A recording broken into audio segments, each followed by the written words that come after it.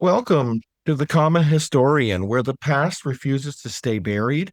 Today, we're joined by Heather Mattison, co-owner of the Graestone Manor, a Victorian mansion layered with nearly 2 centuries of secrets, sorrows, and supernatural activity. Built in 1865 by the Newcomb family, this Western New York estate has seen seven confirmed deaths, generations of families, and haunting legacy that continues to baffle even the experts. Heather and her husband Robert became the caretakers of this storied home in 2017, stepping into the world where history and the unexplained walk side by side. From the infamous kids' room to shadowy figures on the ground, Heather has spent 8 years documenting encounters that blur the line between legend and reality. Settle in as Heather shares the untold story of Graestone Manor, where every creak is a reminder that the past is never truly at rest. Welcome, Heather. Hello, how are you? Oh, I'm doing well. So I guess we get right into it. The Graestone Manor has such a rich history dating back to the Newcomb family. What drew you personally to the property when you purchased that in 2017? We were just looking for something out in the country. I was looking for the older homes, I like the Victorian houses, and my husband really wanted to be in the country. He wanted land. We were living in the suburbs, and he did not want to be where we're just on top of each other with neighbors everywhere. So we ended up coming out this way. Oh, nice. Yeah. Victorian homes I absolutely love. So when you and Robert first saw the Greystone Manor in 2017, did you immediately sense the paranormal activity or did it reveal itself to you over time? We bought it. It was strange the way we bought it. We had no idea of the history of here. We didn't know it was haunted or anything. Even though I'm a psychic medium, I never got a chance to look at the house. We were Oh, told the house was full the day we came to look at it. So we left. We went to look at two other houses that day, and we really didn't like the other two houses. When we walked in to look at it, our real estate agent told us that someone put a bid on it. It was already sold. So I never got a chance to get a vibe of the place. I didn't get a chance to walk. We turned around and walked out. But then my husband put a bid on the house later that day because he had gone into the basement. I was just standing in the kitchen. We were just sort of looking. I already own my own house, so I didn't need to buy a house. We got a call the next day that they accepted our offer. We were totally surprised. We were like, oh, okay, I guess we bought a house. They wouldn't let us come back through it though, because they said we were under contract, so we couldn't come back through the house until we were closing, until final walkthrough and all that. So I never got a yeah. chance to get a vibe of it. So that's very interesting how you came about it all then. I think they purposely kept us out so we wouldn't notice anything or tell what was really going on from a psych point of view. But it's like anything, when you go to anybody else's house, you walk in, you just could feel the place, or sometimes you could just tell it feels a little off or like welcoming, it just depends. Um, the first time we thought something was happening was the day before we were to close and move in. We came out to take pictures of the property, and we were trying to look in the windows because we never had a chance to come through the house. We couldn't go to the final walkthrough. Our real estate agent did it for us. We told her we needed to come with her, but she forgot that part. And she just did it Oh, for us and then texted us, hey, your final walkthrough went great. And we're like, no, we have to be there because we have to see it. Um, so anyway, before we closed, we came out looking on the windows, trying to get pictures because we were fully expecting it to not go through the sale because it was a foreclosure house. My husband was going for a VA loan. Two government agencies notorious for battling with each other. Everything has to be perfect and it's a foreclosure. So we were expecting them to turn it down last minute, and they never did. The day before we closed, we came out, took pictures, and when we got home, my husband was looking at his pictures and he said, oh, wow, I think something's going on at the house. And I go, what do you mean? He goes, it looks like there's a woman in the window. In one picture he took, he's a total skeptic. He's ex-military. Even though I do what I do, we do paranormal stuff together. He's always the debunker. He's the one who's always like, it's happening because it's humid outside. He'll always try and be logical about stuff. But he actually caught it. Was crazy that day. Had weird experiences. always trying to rationalize it. Hmm. Looking at the incredible family history document that you shared with me, thank you for doing that. That was really fascinating. We see that 6 different families own the property. Which family's energy do you feel most strongly connected to and why? I'd say the Root family, just because the Roots are here from 1865 until 1923. They're here a long time. I didn't find out till a couple years after we moved into the house that my cousin was doing our ancestry.com stuff. He reached out to me. He said, "Hey, I'm doing a family tree and we're actually blood related to the Root family. We have the same 3 times great grandfather, Joshua Root. He had 3 boys, Thomas, Joshua Jr., and John Root. And the family here, Curtis Root and Melissa Root, they were related to the Thomas Root line. We're the Joshua Jr. So the funny thing is, at the time when they lived here in the 1860s, they all would have been first cousins. My relatives would have been first cousins with them. So it was almost Mm. like it was fate that you were fated to purchase the property because now it's kind of came home again. Right. I was told by the spirits here that they want family back in the house. So I was convinced that they just meant that because we have big families, my husband and I, we do all the family events, like the holidays, Christmas, everything. So I thought that's what they're talking about, but then find out that years later that we're actually blood related. So I'm like, okay, well, that makes sense. Why? Or either letting us live here or being welcoming to us. But Yeah. ghosts would tell me that though. They said, well, we got a family house. They literally told me that. And that was day. What has been the biggest challenge in maintaining such an old historic house? Well, base shell, there's a lot of upkeep. It's a constant matter of picking your battles. Every year we pick a new project. We try and it's restoration work, constantly having to fix it, upgrade it, but keep it looking like the period the house is built in. It is a historic site. It's on the historic registry for New York State. It's the Curtis and Alyssa Root home. It's a challenge. We can't change certain things. We have to have everything done a certain way. It has to be wooden windows if we replace them and things like that. So really have to keep it to the floor plan of the original house. Yeah, a little more costly than normal. It is. Nothing's normal. Everything's all arched or shaped. The windows are all shaped, not just squares. It's a constant thing. Mm. I recently recorded with Preston Castle, and it sounds very similar. They take on a project a year. Stuff is not shaped the same because they're a National Historic Landmark as well. Yeah. Today I was working on the milk house. It's the well house. To the house, it's got a big well in front of it. Clean it, paint it, fix all the woodwork on it. So finally putting that all back together. So that was sort of my project for this summer, my big project. Yeah, It's like you have to fix it or else it's going to fall apart and you'll lose it. get it restored. And try and use the original pieces too. There's a lot of original woodwork in there. Even though it's a they call it the milk house, but it's the well house as well. But it has all the original clapboard inside and everything is all original. Very nice. Yeah. So, have you uncovered anything unusual during renovations? Hidden rooms, old objects, or personal belongings from past owners? We did find a few things. One thing, the house is part of the Underground Railroad. We were always sort of looking around when we were trying to do any kind of work in the house. One thing I did find, this is about maybe 6 years after we moved in here, I kept being told, the spirits kept telling me that the stairs move. We have a big staircase, like a big spiral staircase. I thought that meant maybe it opened up or you could hide stuff in there. So I was always trying to mess with the staircase, like, does something slide open? About 6 years after living here, I was in the back room of the house heading out towards the laundry room area. It was a big old back porch at one time. I found out that the stairs going out into that laundry room area are not attached to the floor. They all slide and move out. Yep. I found by accident, I hit them and I noticed one moved. Someone had painted, never knew those moved. The paint line goes right up to that stair, so you would never know that it moved. The Root family, they were room runners as well. So they're hiding booze and things like that in the house. Both pieces slide out. There's 2 big steps that slide out. And then to your left would be the water cistern. You could sort of come in, open up the water cistern and get into the house, that way through the back so no one would see you. So you can sneak in. Oh, if you're part of the railroad. We found weird hiding places in the cupboards where it just looks like regular cupboards. You open the cupboards and it looks like a shelf. I was putting stuff in there and I noticed it sounded hollow.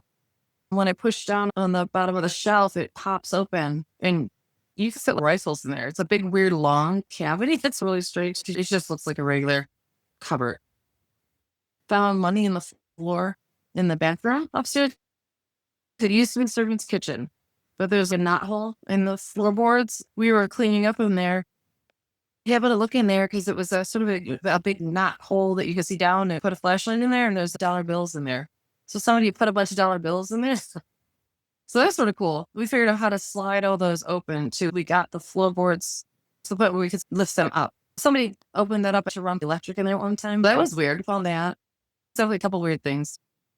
Yeah, Mhm. yeah, that's kind of common, especially during the Great Depression when some people didn't trust the Mhm. banks. So they would hide their money within their house. Mhm. I've heard of that quite a bit in some older houses. And the other thing we found was we had historians reach out to us last July. It was the Historic Society coming from Niagara County. They had been here in the 1990s, long before we bought the house, when two families that were here and in the house where the racetrack used to be. Because they wanted to see if they could find anything, because there used to be a big clubhouse out there. They were just about searching. And then it's a group of 5 guys. They sort of specialize in different things. Each historian has his own specialty. One is all maps and grants. The other one is metal detecting. The one is a Native American specialist. He goes and finds burial mounds and all kinds of stuff. He was looking in the racetrack area, looked over to the area right behind our house where there is a big knoll, which is where the burial mound is. He made a beeline for that. He started digging into it and found all kinds of stuff, arrowheads, piece of pottery, all kinds of things. And he found a bunch of Spanish real coins. So he knew that something was going on up in that field. They were finding pieces of china, glassware, and all kinds of strange stuff up there in that field. He said that the ground was covered in glass. It's a farm field, like you grow corn in. They were suspecting even back then that they thought it might have been an Erie Canal workers' encampment, because we're on the canal, and Yeah. it's high ground where that barrel mound is. So he thinks the canal, and then they move up the canal. So as they go along, he reached out to us last summer and basically said, "Can we come out and metal detect your area?" Told us a little bit about what they found before, and we're like, "Yeah, absolutely, come out and look around." A historian specializes in dowsing. He works with cemetery systems in Wilson, New York. You dowse for graves using dowsing rods. They'll cross over the grave and then they'll uncross when you've walked the length of the grave. He doused the whole yard and he found 17 bodies. They think they're all canal workers, all men, and all buried east-west, meaning it's a Christian burial. So it's not Native American burials. Yeah. Um, and we mapped it all out. They came out and chalk lined everything out. We took drone footage of it all so we could have a pretty good idea of the maps. In fact, he put it all into the Google system for the map coordinates. I actually have to share because he sent me all that information. You can look it up. The coordinates are there where all the graves are. They found 17 people. So that was definitely crazy. They're going to bring cadaver dogs out next. They want to come out and search the area more. They had someone else come out from this guy's friend who works for Lancaster cemeteries, and he was doing the same dowsing to double check their readings. He said there's way more out here than 17.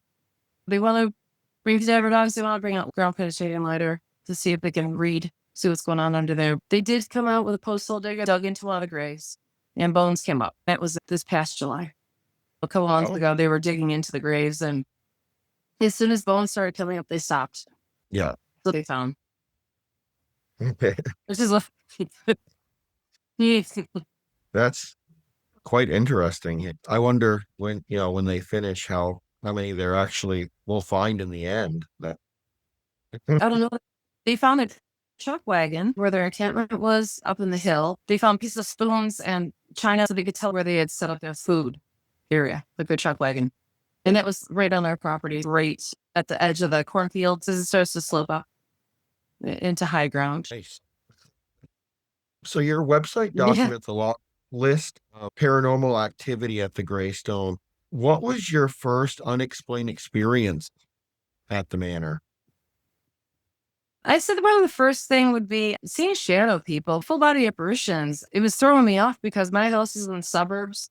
I'm used to seeing people walking by the house, walking dogs and stuff. You know how you always see people walking, and the sound of people walking and the sound of just people being around because you're in a neighborhood, kids on bikes and stuff.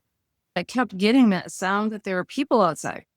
And I'm like, this is really weird, but we brought daylight.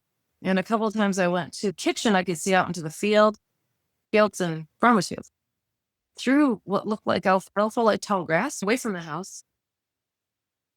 Very distinct dark hair field away from the house.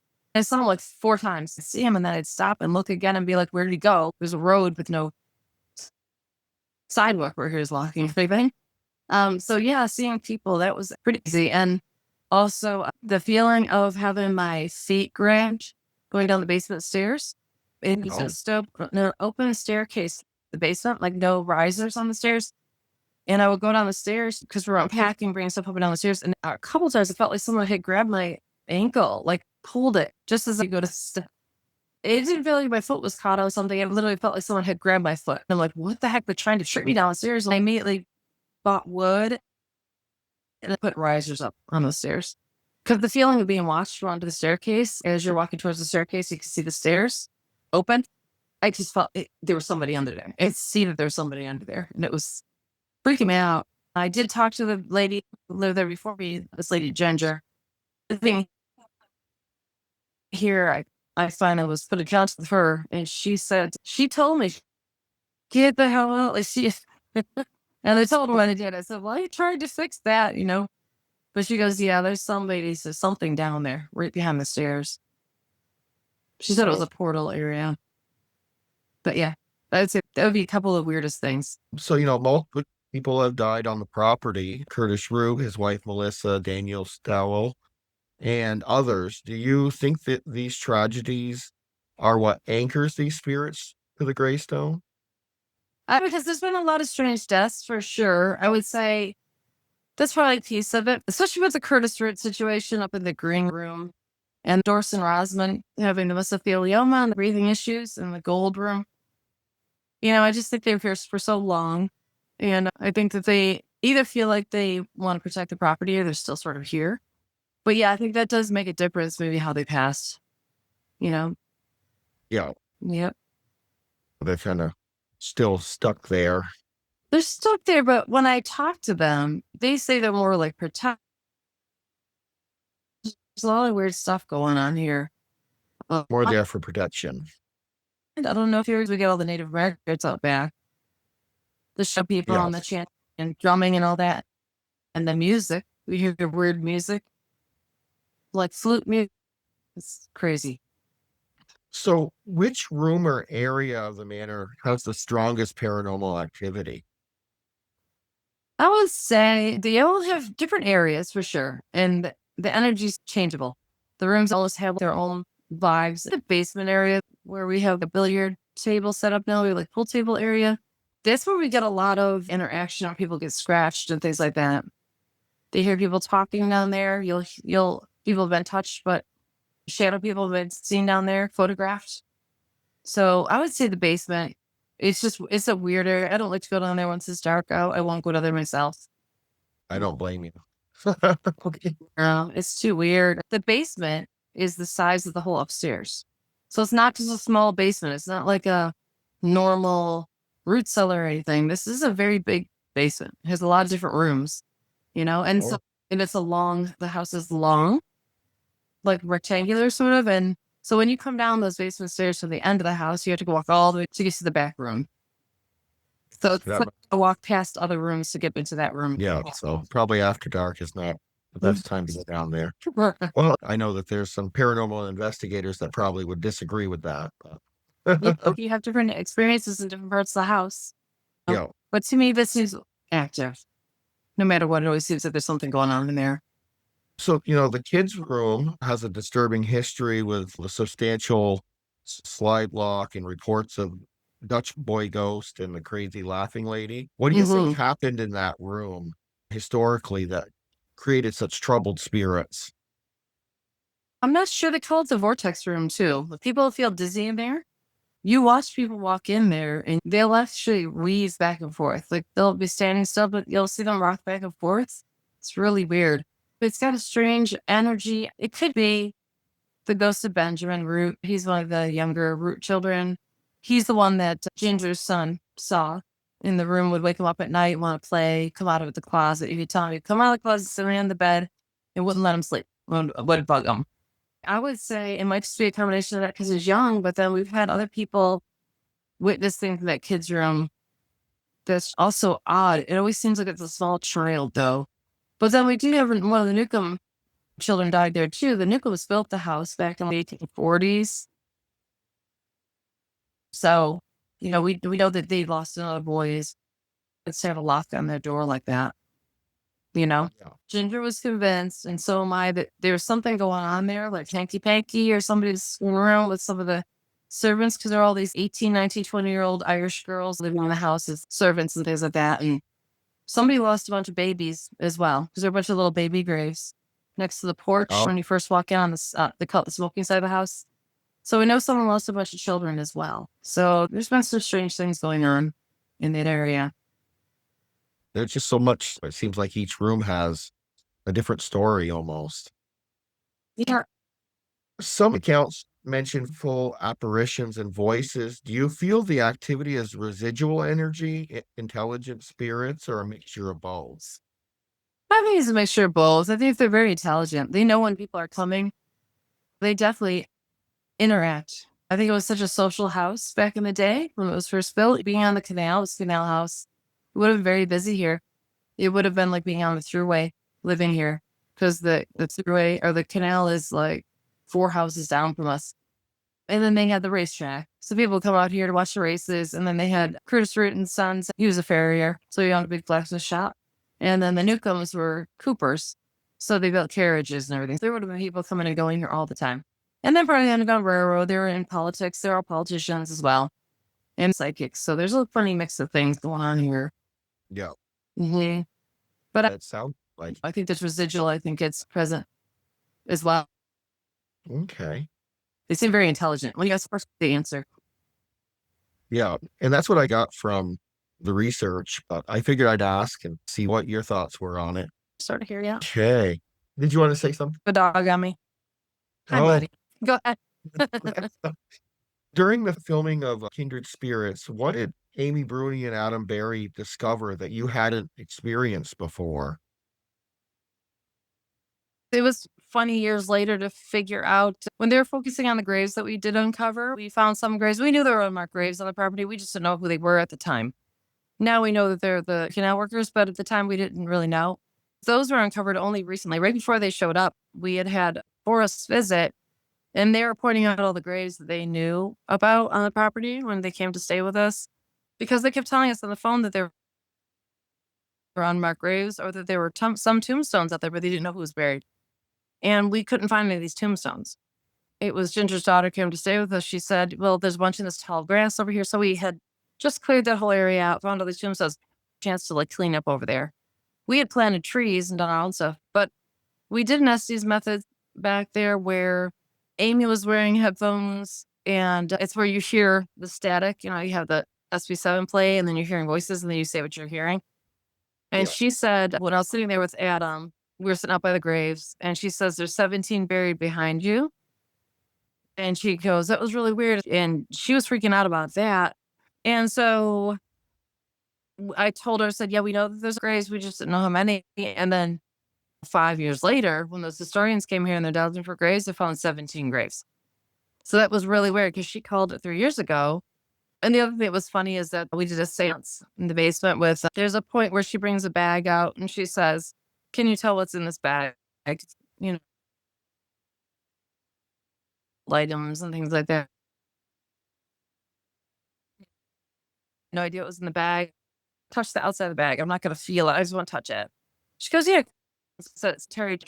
Something else is in there. It felt like pieces of a bunch of different people somehow, all in 2 different things that were in there.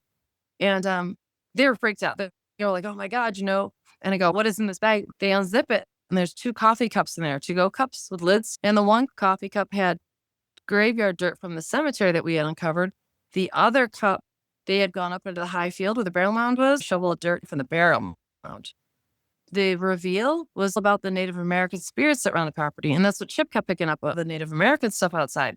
We're the watchers, and that they're giants. Some are like 10 feet tall, because we'll use the SLS camera where they morph people in stick figure form, and they're like 10 feet tall. We've had the Native American stuff out there. I think that's also a big key of what's going on here.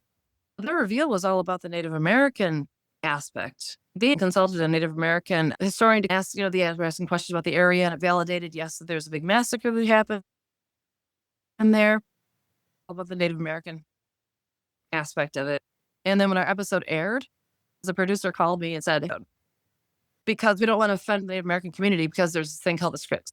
And that happened here where they massacred like the Americans and the British, and the wars going on, War of 1812, they like burned everybody alive. But anyway, so it was so funny because that was the whole object of the show. Like that's what they came up with. And then they had to take all of it out of there. And then they just made it sound like, oh, well, we found graves and we were nice to the graves. It didn't really make sense. But we know what was going on. With these historians coming back, digging in the fields, finding all this stuff, absolutely validates what they said. We brought shamans out twice to bless the land and do cleansing ceremonies. They said to plant fruit trees because fruit trees constantly bring back life into the property. Native American culture, they said definitely plant fruit trees. So apple and pear, peaches and plum trees out there. Oh, nice. It's for a little tribute to the Native Americans that are out there too. What is the most compelling piece of evidence that's ever been captured of the manor?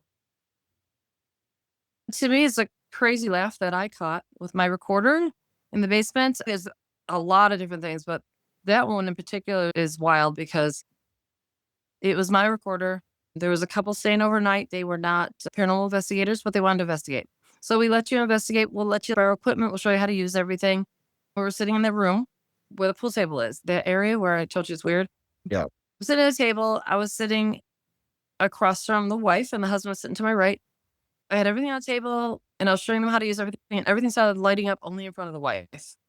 She said something was doing this to her arm. She could feel something touching her arm. I said, okay, let me start to record. I'm going to take my recorder and just ask who's here. You hear her husband make a joke, and then you hear this man laugh at the joke with this really loud. It's on my phone, so I can't play it for you. That was one of the most amazing pieces of evidence because it was right on cue. The guy laughed right, at the right time, very much present tense. That was a weird one. Yeah, that is. And it's not like a normal EVP. It's super clear. I can send it to you. I'd like to hear that. It's very loud. That's one of the weirder ones, I would say. Caught some crazy pictures of people in the windows, faces that are very clear. How do you prepare for paranormal investigation groups coming in? I let the house know. They know already. I mean, the spirits here are really funny. I had an argument with the ghosts here. When we first moved in, they were making people feel sick. They were making people forgetful. They were making people have headaches. And the feeling of them being on you was absolutely crazy. I would tell them, why are you doing this? These people would come in, they're my friends. There were other paranormal investigators or psychics. And they're like, well, we're vetting people. We want to know why they're here. We want to know what they're all about. We want to know if they're good people or not. And I'm like, well, if they're my friends, if I'm inviting them out here, then, they're okay. Like, I know these guys. And they said, well, it's not up to you. It's up to us. You don't get to decide who comes to visit. We do. And so what they were doing was they're vetting people by literally fishing around in your brain, like figuring out, are you a good person? Are you a bad person? That's how they're describing it to me. They want to know why they're here. Good intentions, bad intentions. Are they going to be stirring stuff up? So that was one of the weirdest. Now, what I'll do is I'll burn sage or I'll burn incense or I'll just let them know we have guests coming after they leave. They'll go through and settle the house, make sure everything's okay and calm down. And 9 times out of 10, the people here are just so funny. They're really into this stuff. They're respectful. I haven't anybody do anything too crazy, but we're on site. So it's not like normal. We don't know what they're up to, What advice do you give paranormal investigators who want to visit the Graestone Manor? And any specific protocols or respectful approaches you recommend? I'd say treat it like it's a lot of manners and things like that would be Victoria. Melissa Root, she's always in the hallway. She died in 19, very strict. She was the one running the house. They're funny if you swear. People have been scratched before, even if they're playing around. Like people were downstairs playing pool one time. It was a husband and wife, and they were trash talking each other. It was really funny. Playing pool. They were investigating. They stopped, decided to play pool for a while, but they had all like the REM pods and everything. The husband started calling her names because she was beating him. And he started like calling her names and things like that. And all of a sudden the REM pods started lighting up. Like things started lighting up. And they weren't doing investigating at that time, just playing pool. So, and then they looked at it and they were like, do you not like when I'm swearing? And he starts like, they were goofing around, but the spirits don't know that. They just see you being disrespectful and combative. I would say just treat it like they seem very present. They hear what you're talking about. I can imagine. Yeah. Now, you've had guests report being touched, having their hair stroke, feeling sudden temperature drops, or receiving scratches. What do you tell your guests to prepare them for potentially intense experiences? I've never been to a location. I had helped out with paranormal teams before in the past, before buying this house, just as a psychic and going to other locations. They're very hands on, very touchy, feely. You're going to know when they're around. You'll get goosebumps. Your hair will feel like somebody's touching it. You'll get very cold, very hot. Be prepared for this stuff. You can always tell them, hey, don't come too close to me. Boundaries. I don't want you touching me. People are funny because they'll bring little bottles of whiskey or cigars. Reports here is that people smell whiskey in this room tonight. So here, I'm bringing you a little bottle of whiskey. I'll leave it here for you. Interactive, you know? The estate grounds have also been quite active, the chanting, the drumming, black shadows circling. You do you think that it's been the Native American activity on the land before the families were there? I know you went into it a little bit, but I don't know if you had any more to add on. What we were told was the Howling Company owned this land before the canal was built. It was all Native American land, and there were creeks and rivers everywhere here. It was farmlands, it was woods. But the Native Americans had been here for 1,000 years before people settled here. This area is called Gasport because the creek beds had natural gas rivulets coming out of them, and there were little blue flames burning in all the creek beds. So before they destroyed all the creek beds, they dammed a lot up and they made them all go into one, feeding into the canal. So they ruined a lot of these canal. They bury the dead, burial mounds and things like that. So that's a big part of that as well. I think with the issues of the families that lived here, no one ever could have children here. People kept losing babies or miscarrying. No one ever brought life here. They lost people, but no babies were born here. After 8 years of owning the Graestone Manor, are there still mysteries about the property that you're trying to solve? Yeah, I really want to know about the people outside. Those canal workers. It's the 200-year anniversary this year of the canal opening up and everything. I would love to get to the bottom of that. They've already done so much research. They've already sort of come up with evidence already. But to me, that's one of the most interesting parts. It makes so much sense. It just feels like there's a crowd of people outside. Why we hear men talking out in the field, in the cornfield, you hear talking in this weird growling. I want to know what that is. And I want to know about the lights in the trees. Because we have balls of light that appear on the treetops. Oh, They're like will-o'-the-wisps, or they call them ghost lights. Native American culture, they would hover above burial mounds, but they're golden. They look like a big ball of flame, and it hovers above the trees, and then it'll go off to the side and take off, or it'll come at you. I want to know what's going on because those we see above the treetops all around us. So oh, that's also that's another thing fascinating. to get to the Yeah. bottom of that. We filmed it. I have footage of it Wow. That sounds really interesting. and photos.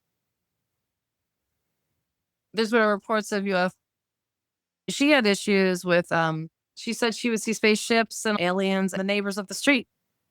They got a hold of me because I posted a story about crop circles appearing here, like 10 minutes from here. And I'm not a UFO person. I'm not an alien person.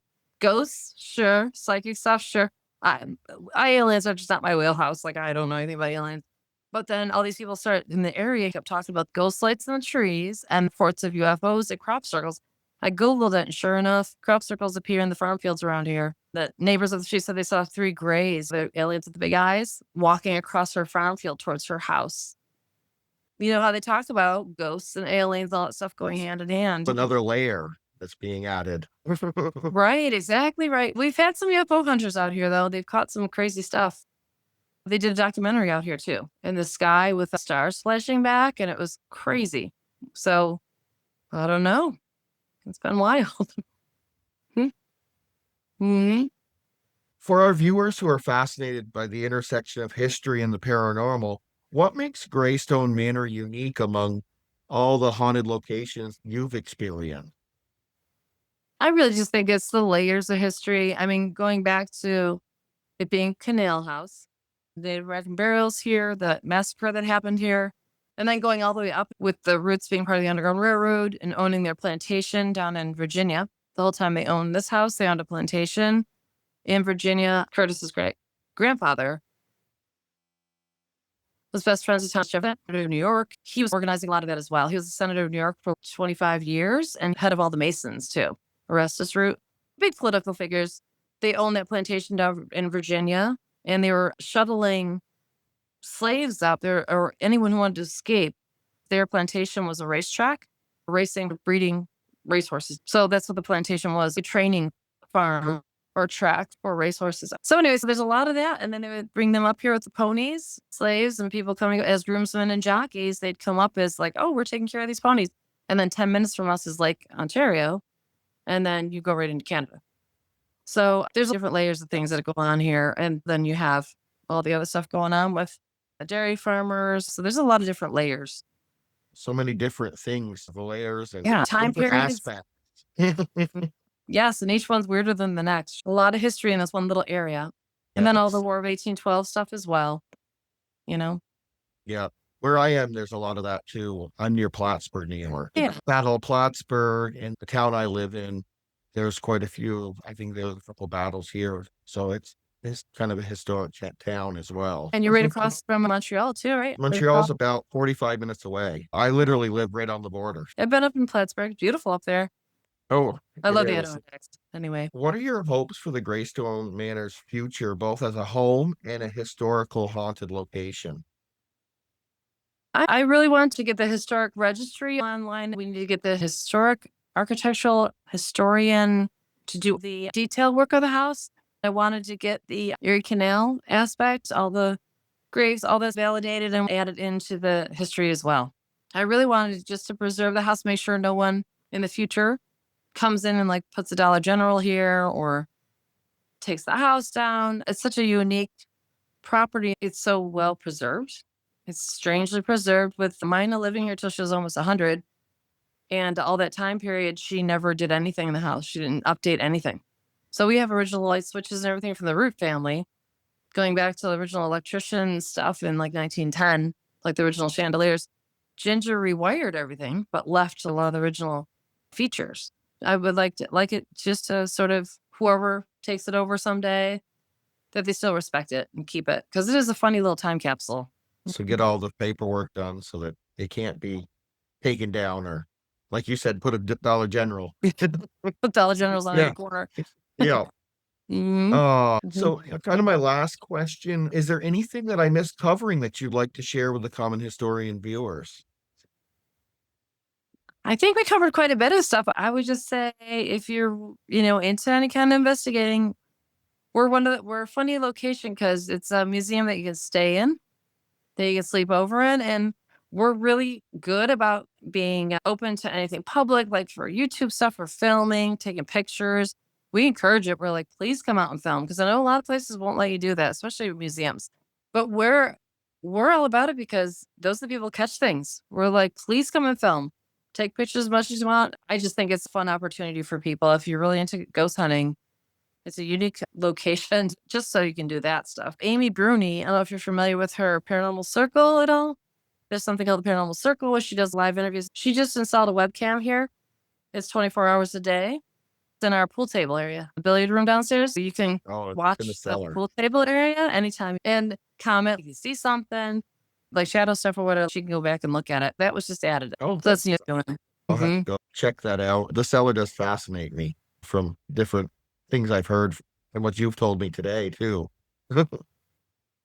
Yeah, because that room is just crazy. Well, I thank you for taking the time tonight to sit down with me. Maybe we can do this again. We can explore some other stuff. Absolutely.